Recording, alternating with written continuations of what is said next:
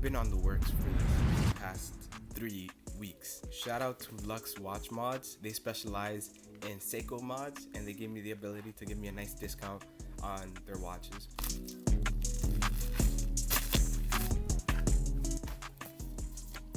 Nice packaging. I enjoy this. Lux Watch Mods. Let's open it. Get the first look. Is it good? Is it nice? Now let me look at it. Whoa. Look at that. That's absolutely cool, man. That's actually, I did not expect that. You get stickers, wow.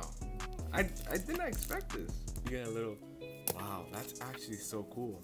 You get a bunch of stickers. I actually enjoy that. Like, that's actually so cool. So what is my relationship with Lux watches? So I work with them, yeah, but I gave them this warning that I'm going to be 100% transparent. I don't care if, my relationship with them, but I'm gonna still be transparent about the product if I don't like it or not. So this has the VK16 movement in it, the Seiko. It is a mecha quartz, which, if you guys don't know what mecha quartz means, it means that it's still a quartz watch, but with an automatic seconds movement. So you see the second movements doesn't tick like other quartz watches, but it sweeps. That actually looks dope. I love the way how this looks. I'll be wearing this watch for 2 days, and I'll give you some updates after. See you guys in 2 days. I don't know why I'm wearing this, but it is 2 days later, and let's start off with the good, the bad, and the ugly. Also, we're gonna be comparing it to this Timex that looks very similar to this Daytona, but with a more vintage vibe.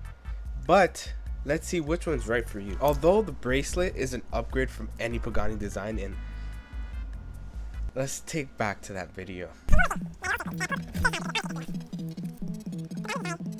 What can I do with this? I'd rather this watch come in a freaking plastic bag with uranium or whatever the fuck could cause cancer or whatever type of gases, then it come in this premium packaging. You get the bracelet better because this bracelet sucks. The micro adjustment does not work, honestly. It works in the sense that, like, you have to have hope. I would rather the 5 cents that I made to make this watch box or whatever the fuck you want to call it, to make a better bezel at least, to make a better bracelet. Yeah, I pulled Pagani design apart, but the bracelet feels a lot better. But I won't say it's perfect because there is a strange rattle to it,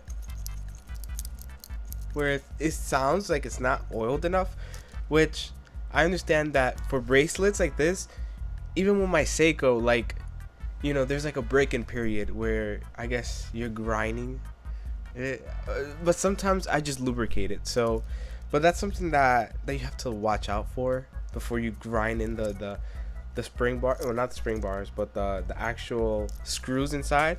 So that's something that you have to look out for. There is a rattle to it. So that's the ugly. Now, what's the bad? It's actually not the watch itself. The watch is an amazing watch. It's the stigma behind the watch. So people compare this to a fake watch, even though personally it's not.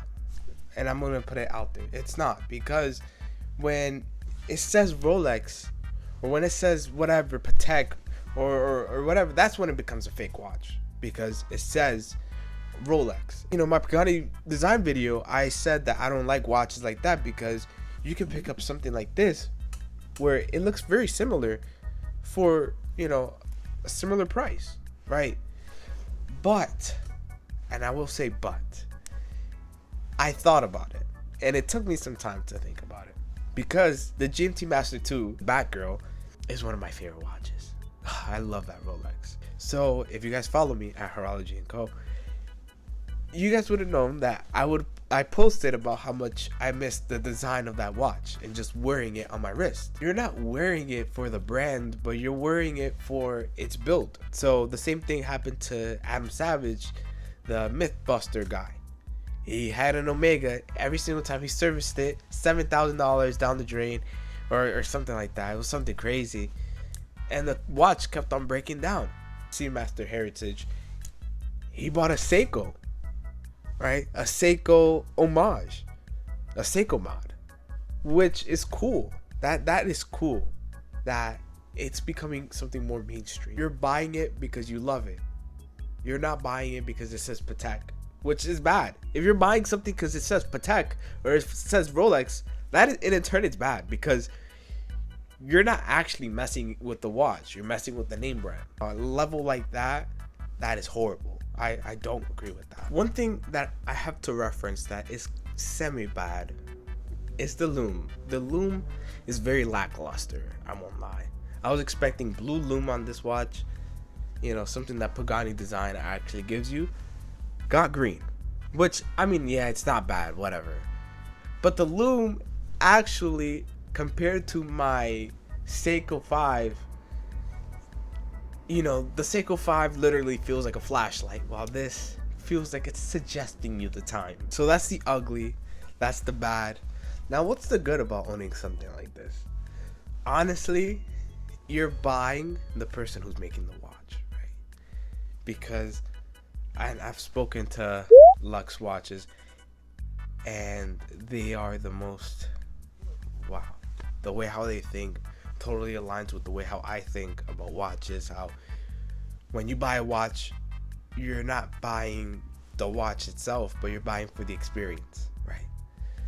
So he told me that it was a whole process to even getting this watch, a bunch of rejecting, right? That's why it took a while to even and the packaging of this, I felt when I opened this watch, I felt like I was opening my first watch. And that's something that thrill is something that you don't get. You don't get, because you think these brands care about you. They don't.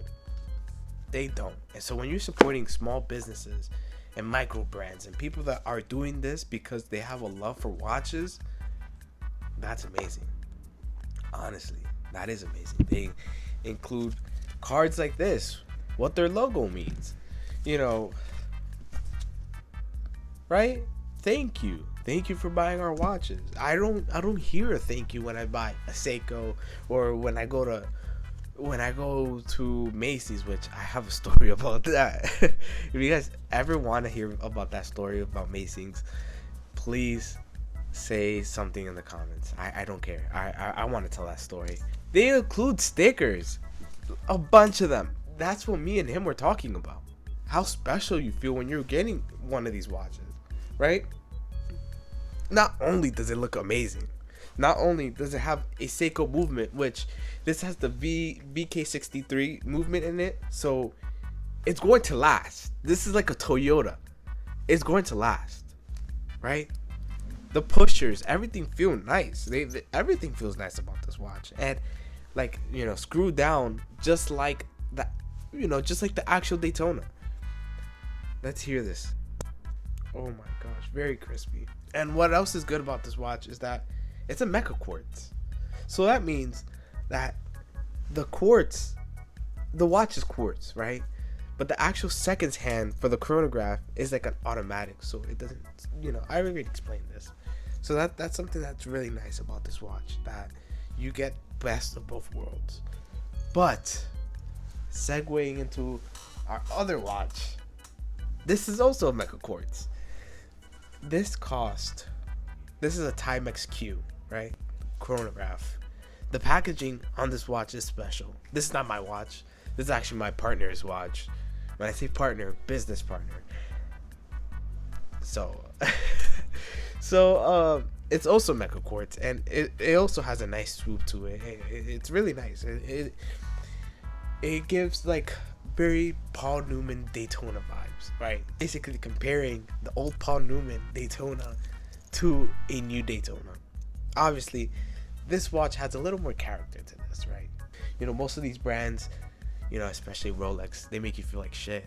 When you walk into an AD, they'll literally laugh in your face. So that's something that, you know, seeing nice people in the watch community, seeing people that care about you, like Perpetual Straps, like Lux Watch, that's important.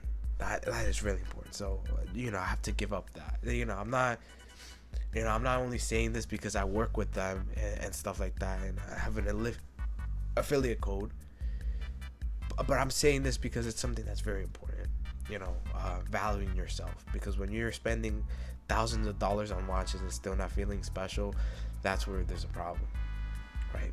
So I mean, I'm telling you, I've told multiple people that, you know, this watch may not be for you, and I understand that's fine.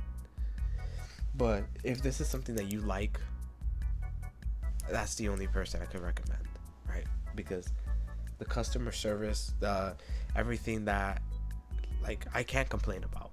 Anyways, so who would I recommend these two watches, right?